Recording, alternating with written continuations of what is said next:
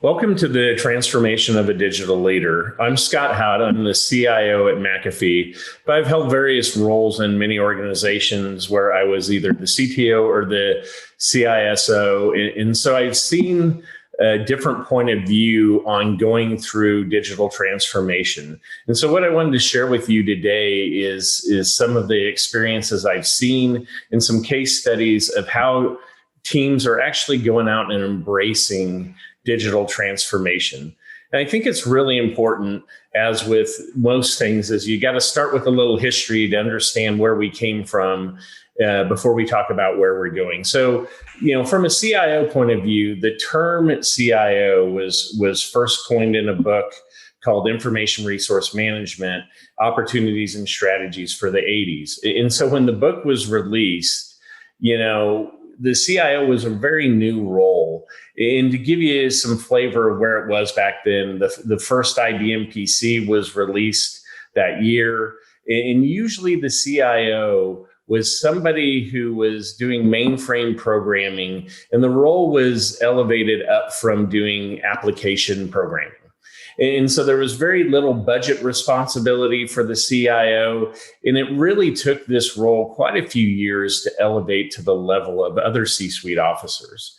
And the real idea behind the role was that technology would deliver more for less in organizations. And we're still seeing organizations struggle with that concept some of there's always an appetite to spend more money on technology, but what's the business value that we're really getting out of it?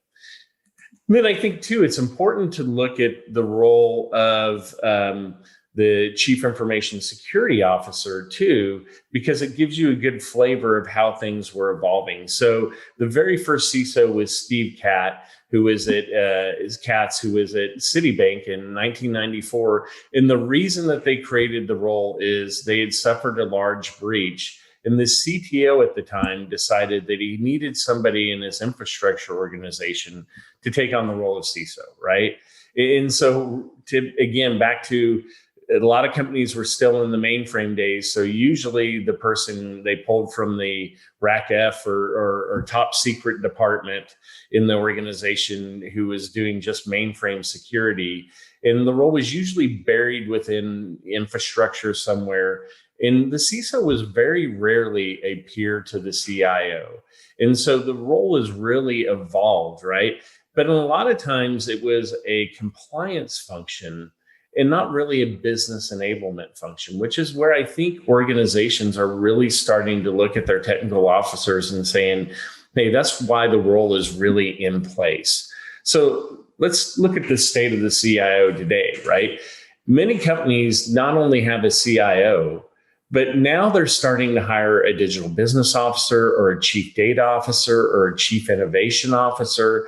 And I think that the reason that you're seeing that is the role's kind of eroding a little bit, where organizations are looking at the CIO and saying, hey, I need somebody who's not just responsible for running the day-to-day operation, but I need somebody who's really going to transform the organization. And so I think they're looking at the CIO and saying, hey, maybe you're not nimble enough, or maybe you want too much control over how the business is using technology to transform themselves, right? And I think, too, there's a higher expectation on CIOs that they're expected, just like all the other C-suite officers, to not only understand technology, but to understand the business that they're supporting, right? And now I think we've moved from an age where, with all the different SaaS applications that we have out there, Salesforce and Elastic and Snowflake and all that, integration is more important than actually building items. And so how do you tie all the clouds together, and how do you protect them? And so the role is really changing. And I think that's why you're seeing some disruption in the suite. Also, the CISO has changed a lot. So I know in the last organization I was at, I reported directly to the CEO. I did not report into the CIO. And so a lot of times the role is elevated to the CIO level, or in some cases beyond. And the other advantage that the CISO has is he or she is regular meeting with the board, right? But I think there's still a struggle at how do we verbalize our business value back into the organization. And so, in two, with all the breaches that have gone on for such a long time, the CISO had an almost unlimited budget because, people didn't want to suffer breach. But now that so many organizations have suffered breaches and recovered, now they're starting to see budgets shrink a little bit, and they're having to verbalize their business value to that.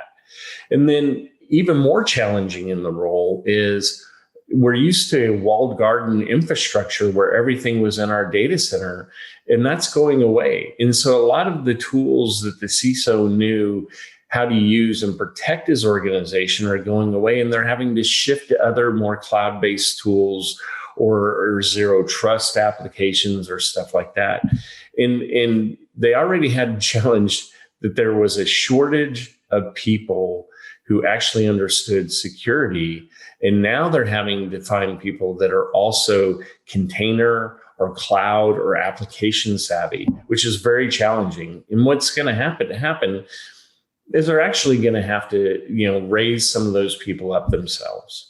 And so let's take a case study of an organization that has gone through some amazing transformation. So I want to talk about Tencent and WeChat. So, for those of you not familiar with Tencent, it's a large organization based out of Asia, and they've really started they were just a chat function, right? And so they had WeChat, which was a competitor to their former messaging application, which was QQ Chat. And so QQ Instant Messaging was available on the PC, and they really wanted to shift over to the mobile phone. And they were willing to start cannibalizing their own market in order to obtain more of the smartphone market, because they knew in China, that's where everything was going to, right? And so quickly in 1 year, they had 100 million users. And then by 2013, they had increased it to 300 million users because people really like the WeChat functions, right? And then it started adding in other features like voice and video messaging and things like that. And WhatsApp, which was the other big player in that space, didn't start adding similar features until about 2016.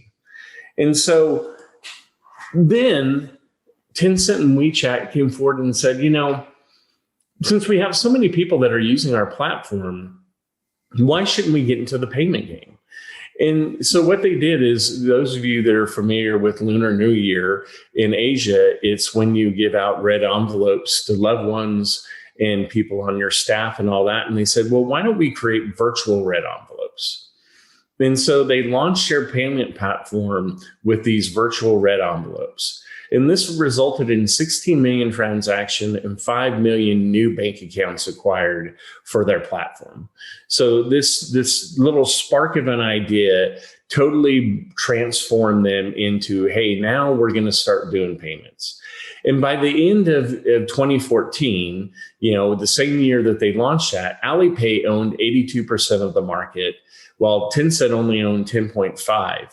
But because they really started leaning into this and adding other features and functions, suddenly Alipay was only having, by 2019, Alipay only had captured 53% of the digital payment markets, and it had eroded, and Tencent now owns 39% of the market. So it's a big change in how they're approaching it. But then they took it one step even further. And what they did is they said, hey, why don't we just make this a Swiss Army knife of applications? So it's very different than how we've thought about it in the US. If you think about something like Facebook, even the messaging service is split from the core application. But that's not how they did it with WeChat. They said, hey, we just want to make it easier and easier for people to use our platform. So your chat function is there. You can do instant messaging, you can do voice and video calls, you can do all of that, right?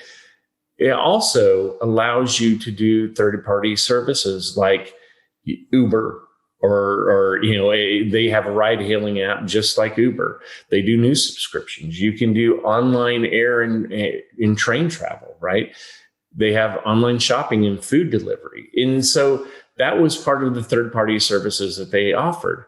But they also offered things like you could book a doctor's appointment. Not only could you book the doctor's appointment, you could go ahead and pay for the doctor's appointment with WeChat Pay. And you could take it one step further, and you could go ahead and have the prescription sent to your home using WeChat. And from a social thing, people are using it just like they're using Facebook, but they're also using it as a dating app. And then from a wallet standpoint, you can transfer money like you can with Venmo. You can pay your credit card bills off of it. You can donate money like you can do Kickstarter type activities. You can do wealth management. So they added it all into the app and gave people lots of different options to use. And so I think about this all the time in the US. Think about it when we're in a restaurant, and especially in the age of COVID where we've gone contactless, right? I pull up the menu on my phone and I look at it. Why isn't it we're taking it one step further and say, well, I might as well order since the menu's in front of me? And so you're seeing a big emergence of this in Asia. And what they've discovered is that, hey, if I'm using WeChat to do that, I can have less wait staff and I can have better profits, or I can roll that into a better customer experience, or I can spend the money somewhere else. And so it's actually a huge transformation that they're seeing the restaurant industry go through there. And so I think you're seeing a lot of innovation come out of this platform. The more people use it, the more that they request, and the more that they add more blades into the Swiss Army knife of application, which is, like I said, it's just a transformation that we haven't seen a lot of here. And hopefully, we'll see more of this. And so let's look at why a lot of transformations fail. And I think the reason that transformations fail is that you hear people say, well, the business objective I have is to move everything to the cloud. And that's not really a business objective. It's an outcome. And so I think Gartner describes it well, that there's a pace model that they have on what should IT organizations look like. And so one of them is saying you really have three different systems that you should look at. You have systems of record, systems of differentiation, and systems of innovation. So let's talk about each one. Systems of record is what I really call it's systems of commodity. It used to be when I first started my career, companies had like big HR implementations and they were very proud of all the customizations that they did and all that. And then something like Workday came along and people are like, I really don't get a lot of, it doesn't make my stock price rise because I have a highly customized HR system. I can just use Workday and they're going to innovate it probably quicker than I ever did. And so you see that with ERP systems and all that. Like those are systems of commodity. You should put them up, you should set it up, and you should forget it or move it to SaaS as quickly as possible because it really brings no value back to the business. What it does is the systems of differentiation. And so where you have ideas that make your business just a little bit different, and that's what really brings in the dollars, that's where you should make more investments.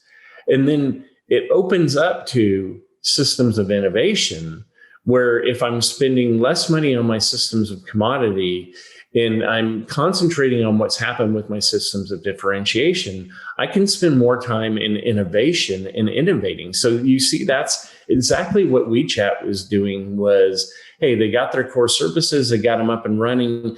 And instead of just enhancing their core services, hey, once they're making money, let me figure out new ways to make money. And so I think that's where you really need to help your organization focus on what would set us apart from others.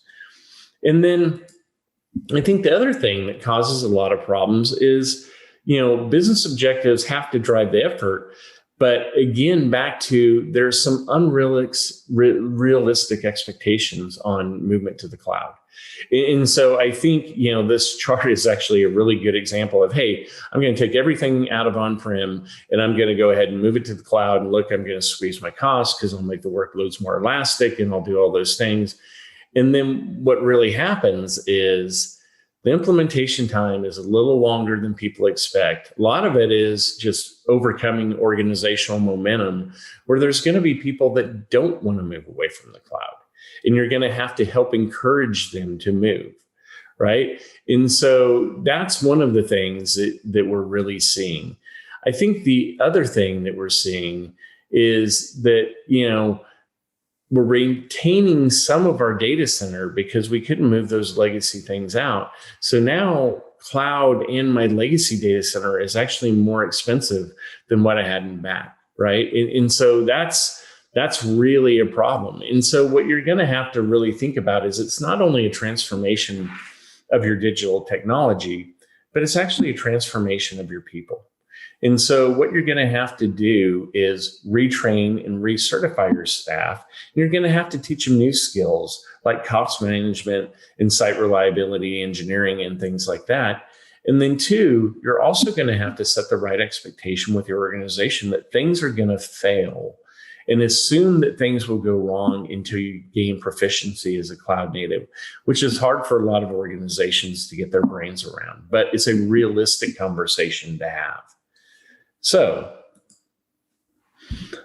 I think one of the things that you're seeing in from my own personal experience being in technology industry for 33 years is that, the one constant around technology is change, but there's times where we see major disruption. So, I can think of two things in my past where I saw it as major disruption. And the first one was when we went from mainframes to PCs, and then we started massively networking together. That was a huge change in how things worked, right? We went away from a lot of printouts and stuff like that to we did a lot more emailing and doing virtual messaging and things like that. Then we saw companies take these massively networked organizations, and we hooked them up to the internet. And that was a huge transformation because now it set up business to business transactions electronically and all that, which before were hard to do. And now I think what we're seeing is, another large transformation where people are realizing that, technology is becoming commoditized and democratized.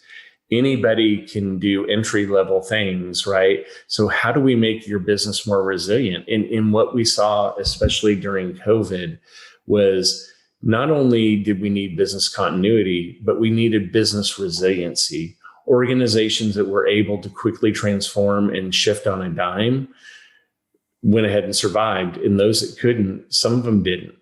And so, I love this quote by Kendi, change is the law of life, and those that look only to the past or the present are certain to miss the future. You got to look at the lessons of the past, and you got to look at what you're doing in the present in order to make sure that you're prepared for the future. So let's talk about what do we think we can expect in 2021? Technology investment is growing in all these areas. So what we saw with COVID is like contactless technology is really going to reduce the need for face-to-face interaction. And the estimate is that we've accelerated that forward by 5.3 years because of what happened with COVID. So, where before, Americans typically on average had a meal delivered to their home once or twice a month. And now what we're seeing is 3 to 4 times a week. Totally changed the paradigm.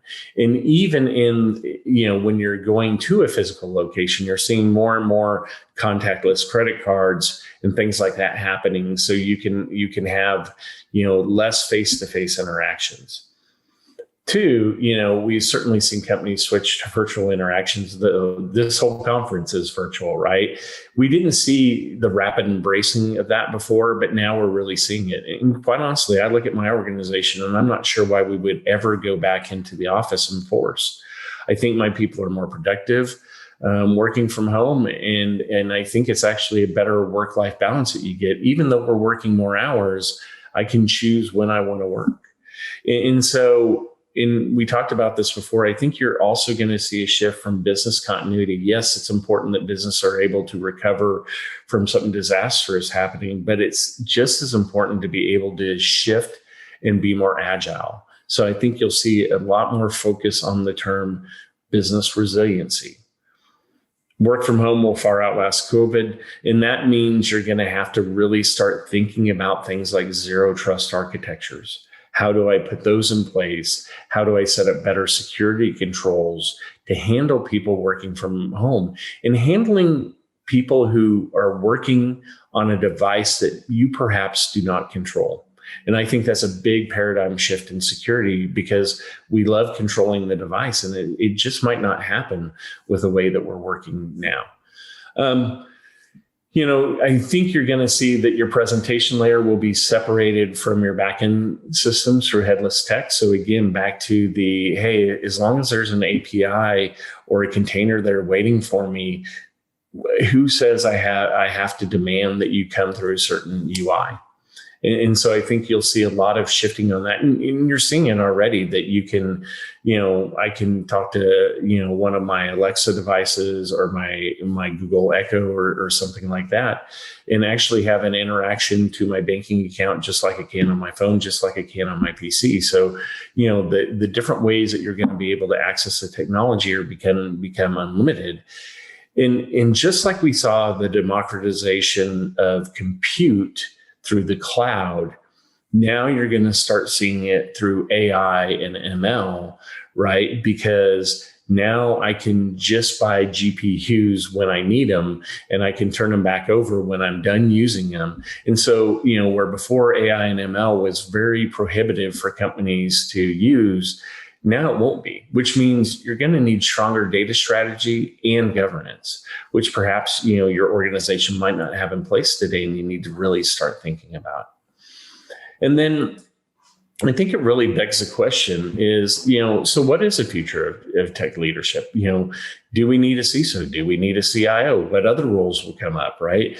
And so I would say tomorrow's tech leadership is really going to have to embrace, and it's not just DevOps, it's really biz dev SecOps.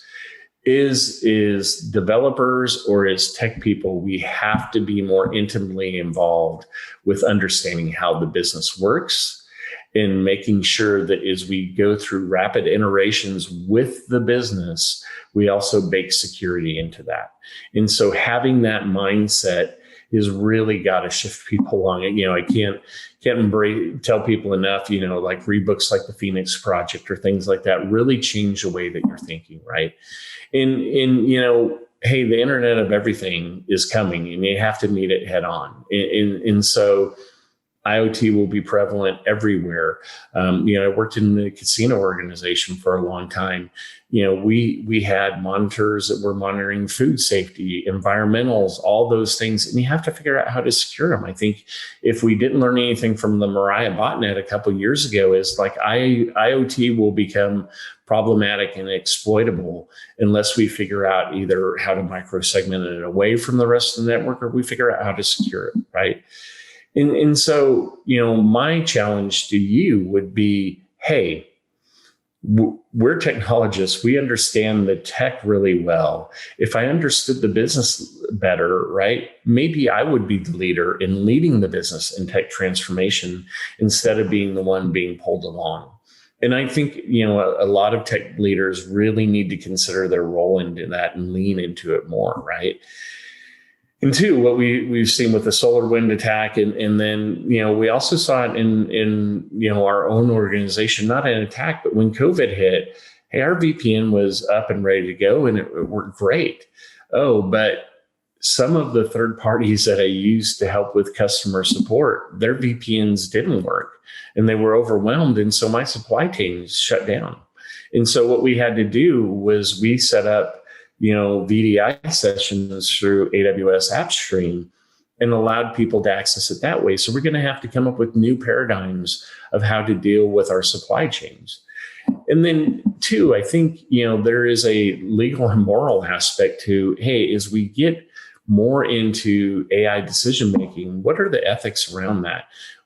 for customer trust and loyalty, how do we manage that so that we're not taking advantage of people or using their, information in means that they didn't understand or intend us to use? And what's the real economic impact of what we're doing? So these are all things that we have to be very, very smart about, right? And so I think, one of the really cool things that you had from Alan Park was saying, hey, the best way to predict the future is to invent it. I think that's really the right way to look at what we're doing. And there's also hey, we can't solve problems by using the same kind of thinking we used when we created those problems. And so I think both of those are speaking to the, you can wait for technology to come along and actually come at you and just react to it, or you can be a driving force in how it changes. And two, I think we're seeing a lot of, back to the unrealized cloud dream or whatever, people shifting to the cloud. That's because they're bringing their paradigms of how stuff worked in a data center to the cloud, and it doesn't make sense anymore. So, if you think about, true transformation, let's just use an information security example.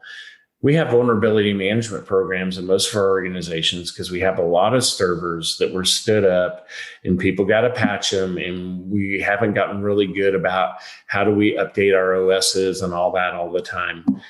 So, in some organizations, I've seen vulnerability management teams as large as 10 or 12 people that do nothing but vulnerability management. If you set up your cloud workloads properly, the day Patch Tuesday comes out, you patch a new image, you test it, and you start burning down your old servers and bringing up your new ones. You can have a vulnerability management team of one who's just working with the people who create the golden images and move forward with it, right? And so you got to rethink and retrain your organization of, hey, here's more efficient ways to do it so we can spend less time playing with the technology and more time aligning the technology to the business where the rubber really meets the road. So how do we, apply these concepts to your business? The first one, I think, the key components of a transformation is, number one, you got to get yourself in order first. If everything that you're doing as a technology organization isn't in order and isn't straight, you're going to have a hard time convincing the rest of the organization that they need to go ahead and come along in your transformation, right? And two, I think, you have to be ready to embrace new technology for innovation. So, again, back as somebody who works in the security industry, some of the things that I've seen that are really cool is, hey, now we're starting to see security tools work with the APIs of application monitoring tools or APMs, and they're taking that data and they're saying, hey, this is how we should be looking at security trajectory or whatever. We really hadn't seen that before. It's a very cool new paradigm. Or things like, why do we have web application firewalls still when there's technology out there that will scan your code and say, hey, you got a flaw in your code? Then you know what? I'm just going to go ahead and shim the jar files so somebody can't take advantage of that. And then, you can come back later and fix the code. Like, that makes a heck of a lot more sense than having another WAF in place, which is just yet another thing that can go wrong in an implementation, right? And focus less on technology strategy and more on business strategy. How is what you're doing going to help out the business, not just the technology team? And you have to be able to clearly articulate that. And this can be achieved by work like a venture capitalist. If you were pitching this to a PE firm, how would you do it? That's how you're going to have to pitch it within your organization. They've got to see business value there. So again, back to really highlight what you're doing on your systems of innovation and differentiation, because that's where likely the most business value is. And you have to show them the balance sheet. I think one of the things I struggled with most in my career was really understanding P&L and cash flow and EBITDA and all those things. But guess what? As a technical leader, you have to understand those concepts because this is how what you do is going to affect the business, and this is how you're going to want to do it, right? And the effort should be there to address business priorities. If your technology strategy isn't aligned with the corporate business priorities, then you're likely working on the wrong things. And I would also say focus on speed and flexibility, because that's where everything is working towards right now. And so companies want to see speed and innovation out of their technology teams. So, in conclusion, what I would say is no matter what technical role you have in an organization, if you're a leader, you're going to be leading transformational change over the next few years. And the higher up in the organization you get, the more that responsibility is going to lie on your shoulders. And so what you're really going to need to do is focus on how you can talk to the business more as a peer at the chair than the technology person who's sitting over in the corner and people raise questions when they need technology. I'd also like to say I'm going to have a birds of a feather session later on. And in that session, we can discuss in more detail, or you can ask questions around, hey, how are you doing it in your organization? Where are you seeing successes and where are you seeing failures? And what can we do to do that? So thank you for your time today. I really appreciate it.